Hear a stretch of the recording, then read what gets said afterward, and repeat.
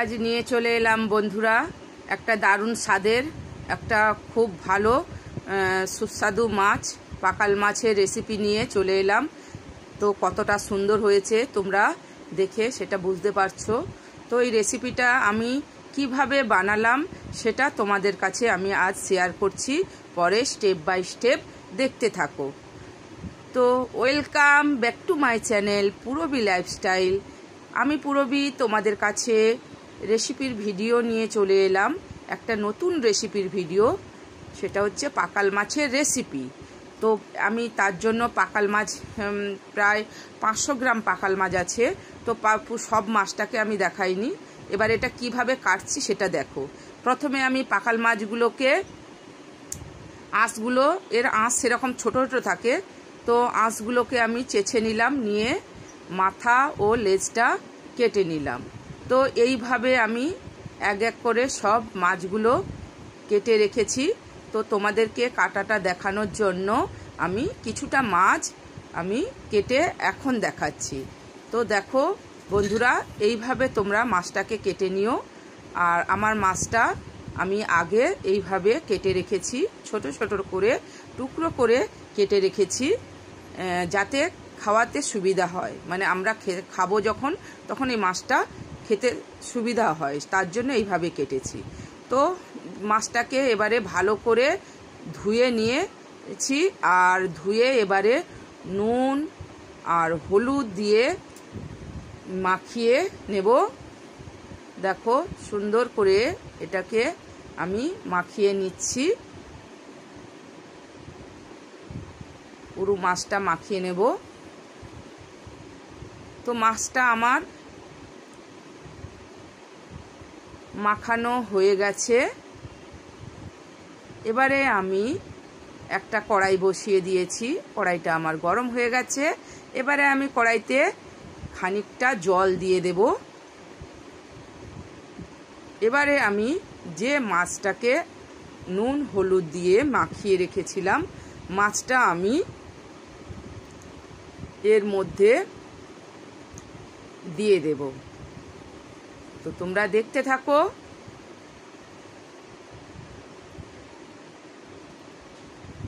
তো মাছটা আমি এখন দিয়ে দিলাম, দিয়ে এটা আমি ঢাকা দিয়ে রেখে দেব। 10 মিনিট ধরে এটাকে আমি রান্না করে নেব বা সেদ্ধ করে নেব।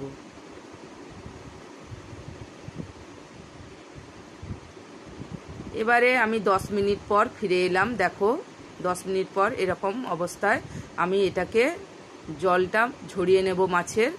আর বন্ধুরা, এই জলটা কিন্তু আমি ফেলে দেব না, যখন আমি মশলা কষবো এই জলটা ওর মধ্যে দিয়ে দেব, নাহলে মাছের স্বাদটাই চলে যাবে। এদিকে তারপর কড়াটা বসিয়ে দিয়েছি, কড়াইতে তেল দিয়ে দিয়েছি, তেলে অল্প পরিমাণ 1 ছিটে হলুদ দিয়েছি। এবারে আমি যে মাছটাকে জল ঝরিয়ে রেখেছিলাম ওই মাছটা আমি তেলের মধ্যে দিয়ে দিলাম।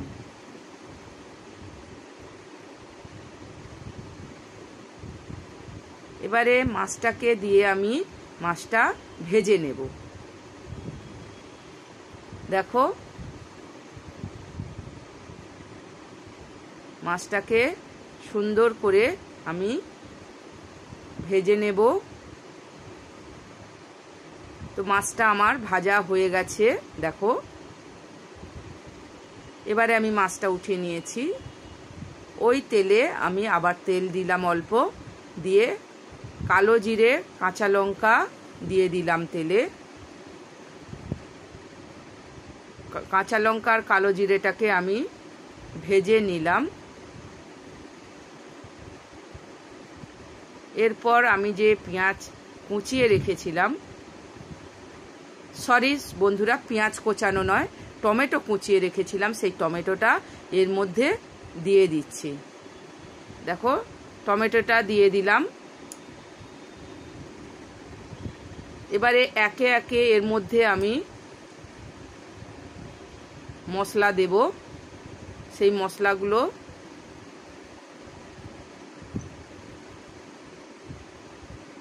প্রথমে 1 চামচ নুন দিলাম,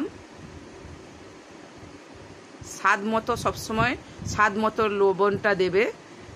1 চামচ হলুদ দিলাম, 1 চামচ লাল মরিচের গুঁড়ো দিলাম, 1 চামচ ধনিয়া গুঁড়ো দিলাম, 1 চামচ জিরে গুঁড়ো দিলাম।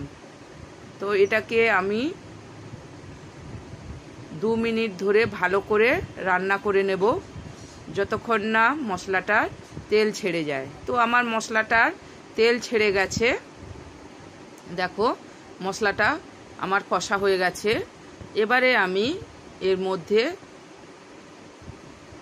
জল দেব।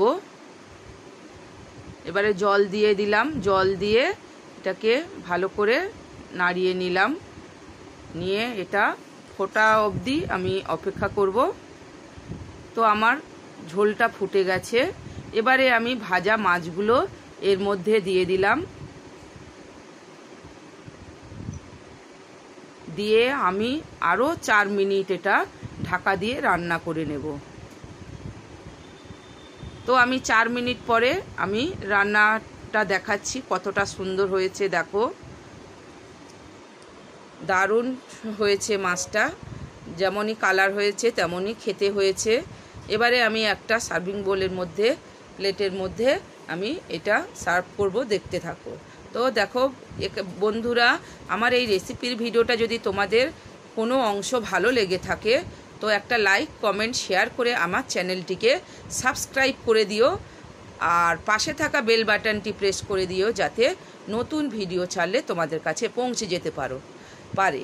আর আমার এই ফেসবুক পেজ থেকে যারা দেখছো, যেসব বন্ধুরা দেখছো,